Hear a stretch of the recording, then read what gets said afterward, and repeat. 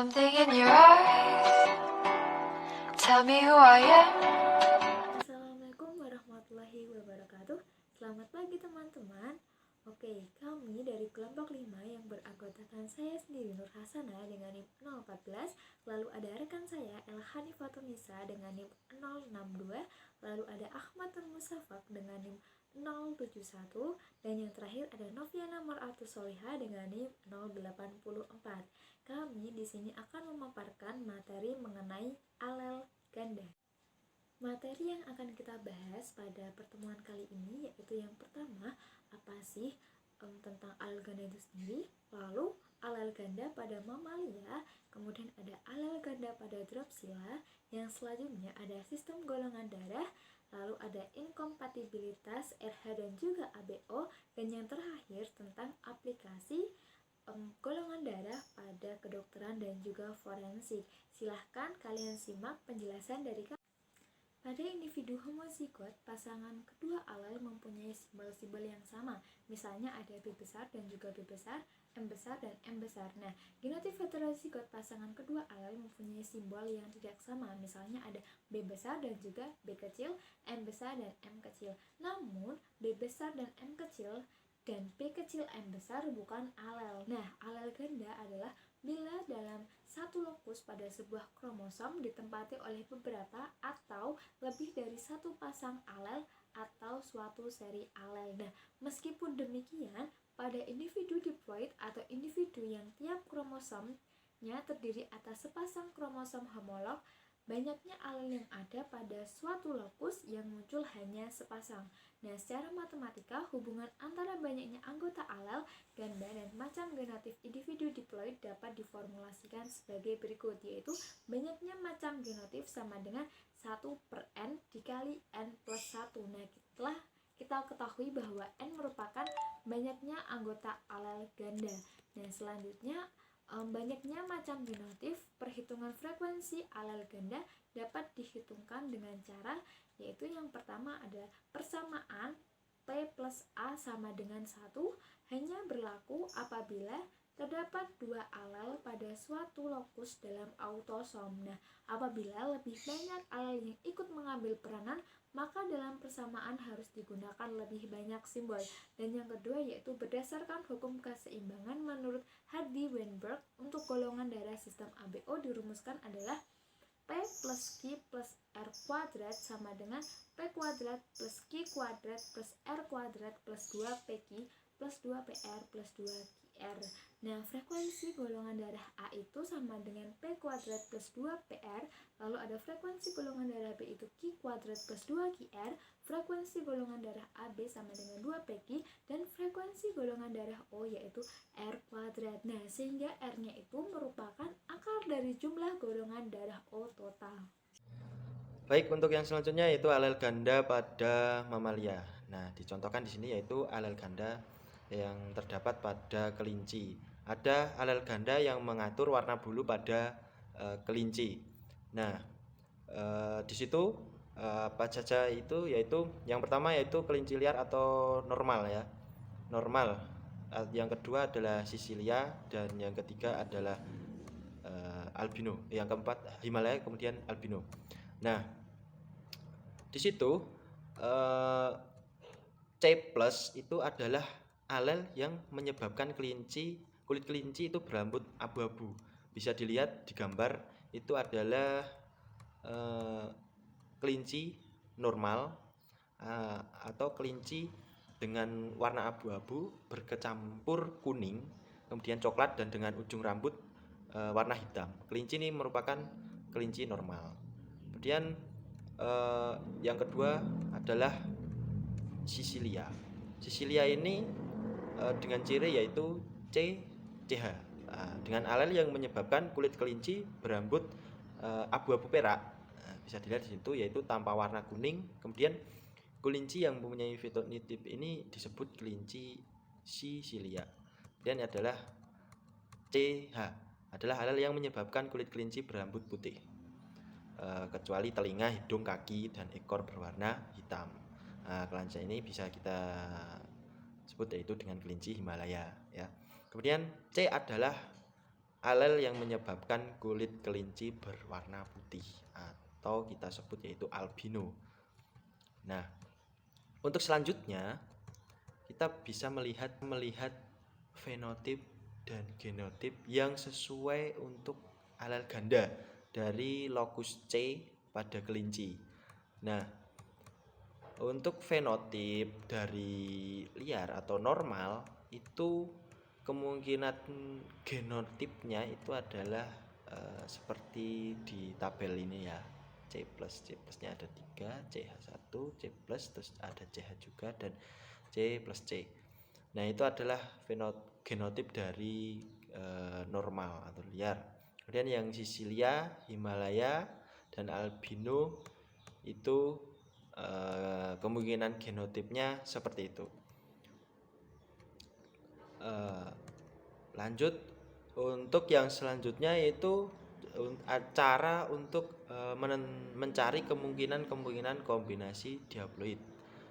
Dapat dicari asal banyak alel ganda dalam suatu seri diketahui, yaitu dengan rumus N plus 1 bagi 2 atau N banyaknya alel. Nah, untuk alel ganda pada mamalia ini tidak hanya terjadi pada kelinci, tapi ada yang lain pula, yaitu seperti kita contohkan pada kucing. Jadi di dalam kucing itu ada alel ganda yang mengatur warna kulit atau warna bulu ya. Itu bisa kita lihat mungkin di lingkungan sekitar kita ada berbagai macam warna pada kucing. Ada yang warna polos, ada yang warna hanya 2 macam, ada yang 3 macam, bahkan sampai 4 macam. Nah, itu artinya di situ ada kombinasi alel ganda yang mengatur warna pada kulit kucing tersebut. Nah, untuk kemungkinan genotip dan fenotipnya mungkin bisa dicari. Nah, untuk yang selanjutnya yaitu alel ganda pada Drosophilia atau diketahui di situ locus W pada Drosophilia melanogaster itu mempunyai sederetan alel dengan perubahan tingkat aktivitas dalam produksi pigmen mata yang dapat diukur menggunakan spektrofotometer. Nah, warna pada lalat Drosophilia itu lalat ya, yang disebabkan oleh berbagai macam kombinasi alel ganda dari gen W itu disusun dari yang paling dominan ke yang paling resesif. Nah, variasi mata Drosophilia ini ditentukan oleh alel ganda atau variasi tersebut berderajat atau bergradasi mulai dari yang warna merah gelap, kemudian ada terang sampai putih, kemudian yang sesuai pula dengan kekuatan kodominan alelnya. Di situ alel ganda pada Drosophilia yang mempengaruhi warna mata itu ada bisa dicontohkan. Nah, di sini genotip lalat atau lalat Drosophilia itu semisal W plus itu artinya dia mempunyai warna mata merah tua. Kemudian ada WCOL ya, col merah nyata. Kemudian ada warna yang lain pula, ada warna satsuma, koral, anggur, buah talok, eosin, darah aprikot, kulit penggosok putih. Nah, ini seperti dimisalkan ya, warna matanya itu seperti buah talok, eosin, darah aprikot, dan kulit penggosok, karena warna-warna itu kan tidak bisa disebutkan ya. Mungkin ini beberapa itu adalah perumpamaannya warna-warna yang ada pada Drosophilia yang dipengaruhi oleh alel ganda seperti itu. Baik, untuk selanjutnya saya akan menjelaskan sistem golongan darah. Salah satu sifat genetik yang diwariskan dari orang tua dan tidak dipengaruhi oleh faktor lingkungan adalah golongan darah. Golongan darah pada manusia itu herediter atau keturunan yang ditentukan oleh alel ganda.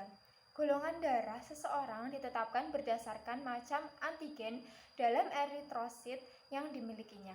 Bernstein tahun 1925 menegaskan bahwa antigen-antigen itu diwariskan oleh suatu seri alel ganda.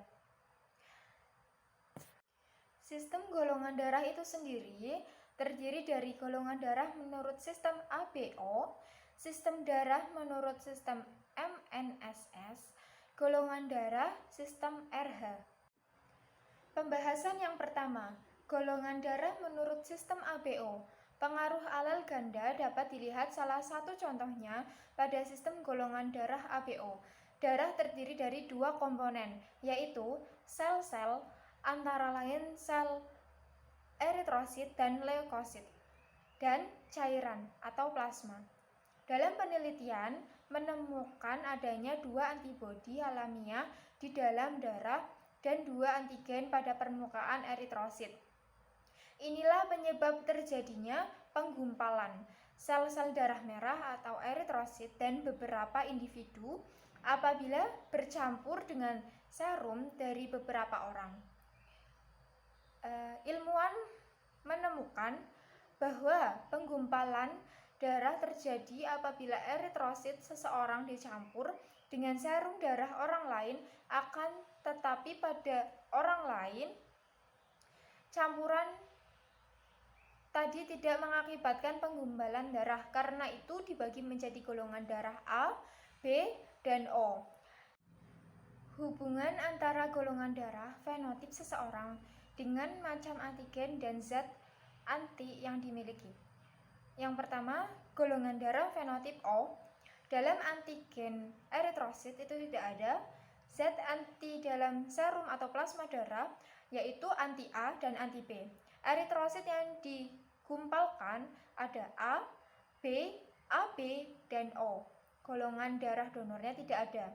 Selanjutnya, golongan darah fenotip A. Antigen dalam eritrositnya itu A, zat anti dalam serum atau plasma darahnya anti B, eritrosit yang digumpalkan AB dan B, serta golongan darah donor yaitu A dan O. Golongan darah fenotip B. Antigen dalam eritrosit itu B, zat anti dalam serum atau plasma darah anti A, eritrosit yang digumpalkan ada A dan AB, golongan darah donor B dan O. Untuk golongan darah fenotip AB, antigen dalam eritrosit A dan B, zat anti dalam serum atau plasma darah yaitu tidak ada, dan eritrosit yang digumpalkan itu tidak ada. Golongan darah donor yaitu A, B, AB, dan O. Golongan darah O, A, B, dan AB mempunyai arti sangat penting untuk keperluan transfusi darah karena adanya interaksi antara antigen dan antibodi pemberi darah atau donor dengan penerima darah atau resipien dapat menimbulkan penggumpalan darah, yaitu bila antigen A bertemu dengan anti A atau antigen B bertemu dengan antigen B. Golongan darah menurut sistem MNSS. Pada sistem MN ini dilakukan berdasarkan atas reaksi antigen-antibodi. Namun, kontrol gen pada golongan darah sistem MN tidak berupa alel ganda. Tetapi dalam hal ini hanya ada sepasang alel, yaitu I pangkat M besar dan I pangkat N besar. Yang bersifat kodominan. Dengan demikian, terdapat 3 macam fenotip yang dimunculkan oleh 3 macam genotip. Masing-masing golongan darah M atau bisa disebut dengan I pangkat M besar, I pangkat M besar. Golongan darah MN atau bisa disebut dengan I pangkat M besar, I pangkat N besar. Dan golongan darah N atau biasa disebut dengan I pangkat N besar, I pangkat N besar. Kemudian golongan darah berdasarkan sistem RH. Kallensteiner dan A.S. Wiener pada tahun 1940 menemukan antigen baru lagi yang dinamakan dengan faktor RH. dengan menyuntikkan sel-sel darah merah dari kera rhesus ke dalam tubuh kelinci dan marmut. Kemudian antiserum dari kelinci tadi digunakan untuk menguji darah manusia. Orang dapat dibedakan menjadi satu, orang RH positif, dan yang kedua yaitu orang dengan RH negatif. Inkompatibilitas RH dan ABO ada 3, yaitu RH inkompatibilitas, yang kedua ABO inkompatibilitas, yang ketiga ada kombinasi RH inkompatibilitas dan ABO inkompatibilitas. Aplikasi golongan darah pada kedokteran dan forensik. Peran kedokteran forensik meliputi yang pertama ada pemeriksaan tempat kejadian perkara, yang kedua pemeriksaan terhadap korban luka, yang ketiga pemeriksaan mayat, yang keempat pemeriksaan korban yang telah dikubur, yang kelima pemeriksaan barang bukti, dan yang terakhir adalah memberikan kesaksian ahli. Baik, terima kasih. Itu cukup sekian pemaparan dari kelompok kami mengenai alel ganda. Nah, semoga apa yang telah kita pelajari pada hari ini dan telah kami paparkan dapat bermanfaat bagi kalian semua. Apabila terdapat tutur kata yang kurang berkenan di hati kalian, kami mohon maaf yang sebesar-besarnya. Wassalamualaikum warahmatullahi wabarakatuh. Something in your heart, tell me who I am.